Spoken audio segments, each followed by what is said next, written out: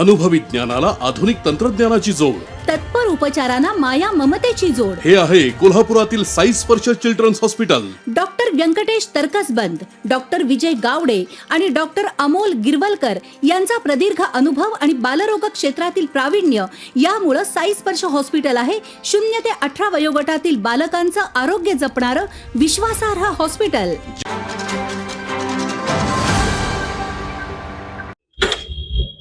काय सांगाल आपल्या प्रभागात एक मोठं झाड पडलेलं, प्रशासनानं काळजी घ्यायला पाहिजे होती का? कुणाचा घ्यायला निष्काळजीपणा म्हणजे आता मी बरेच चॅनल न्यूज चॅनल येऊन गेले, इथं नागरिक इतके जमा झाले होते.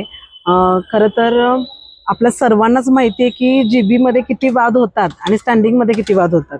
मग गेले आता 6 महिने झालं, पूर्वी प्रशासक होतं पण 6 महिन्यापासून बॉडी आलेली आहे, नगरसेवक आहेत आणि प्रत्येक नगरसेवक तळमळीने सांगतोय की यंत्रणा तुकडी पडते आणि त्याचा पाठपुरावा करते, पण प्रशासनाकडून म्हणावा तसा रिस्पॉन्स येत नाही. काही वेळेला कॉन्ट्रॅक्टर नेमला गेलेला नाही आहे, JCB एकच आहे, बूम एकच आहे, अनेक कारणं. किती दिवस आम्ही नगरसेवक तर ऐकणार ना. आता माझाच आता राजारामपुरीचाच विषय बोलायचं झालं तर गेल्या 6 महिन्यापूर्वीपासून राजारामपुरीमध्ये अनेक धोकादायक झाडांची आम्ही माहिती म्हणा किंवा व्हिडिओ फोटो हे सगळे आयुक्तांपर्यंत आम्ही पाठवलेले होते आणि पाठवत आलेलो आहोत. मग काय होतंय, एखादा दिवस बूम येतो, तेवढ्याच 2-3 फांद्या कट केल्या जातात, परत ते निघून जातात, मग दुसऱ्या प्रभागात जातात, मग एकच बूम सगळ्या प्रभागात आहे, आम्ही काय करू अशी त्या कर्मचाऱ्यांची उत्तरं. मग ह्या सगळ्या अडचणींना आता आम्ही कंटाळलेलो की ह्या उत्तरांना आम्ही कंटाळलेलो आहोत. नगरसेवक म्हणून आम्ही सर्व नगरसेवक सभागृहामध्ये भांडतो, वाद होतात आमचे, हा पाठपुरावा आम्ही करतो, पण प्रशासनाला अजूनही जाग आलेली नाहीये.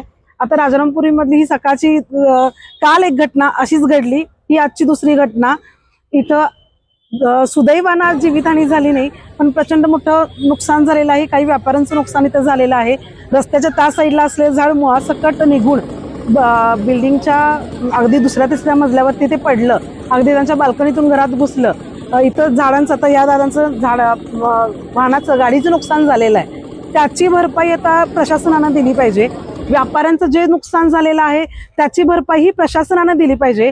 आणि आता तरी जागे होऊ देत प्रशासन, एवढीच कळकळीची विनंती. पुन्हा एकदा सभागृह सोडून या माध्यमातून परत तुमच्या माध्यमातून मी आयुक्तांना असेल किंवा प्रशासकांच्या सर्वच अधिकाऱ्यांना सांगते, आता तरी जागे व्हा, जीवितहानी होऊ नये हीच कळकळीची आमची विनंती आहे.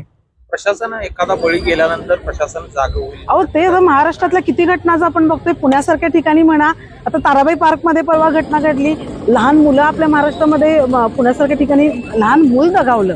मग हे जीवितहानी झाल्यावरच जागे यायचे का असे आम्ही मग का म्हणणार नाही? आम्ही नाही, सर्वसामान्य नागरिक सगळ्यांची हीच प्रतिक्रिया आहे की जीव गेल्यावरच महापालिका जागी होणार आहे का किंवा प्रशासक जागे होणार आहे का? वेळीच लवकरात लवकर तातडीनं, मी म्हणत नाही की माझाच प्रभाग, शहरातली अनेक धोकादायक झाडं आहेत, वृक्ष आहेत, त्यांचा भार त्याच्यावरचा फांद्या तोडून कमी करा. अशा घटना होणार नाहीत. सगळ्याच प्रभागामध्ये ॲट अ टाइम भाड्यानं JCB किंवा बूम घ्या, बाहेरून बूम मागवा आणि तात्काळ शहरातली यंत्रणा पटापट हलवून जीवितहानी होण्यापासून, लोकांना धोका पोचण्यापासून लोकांचं संरक्षण करणं अत्यंत गरजेचं आहे. आयुक्तांना ह्या निमित्तानं मी कळकळीची मागणी करते, विनंती नाही आता करत मी.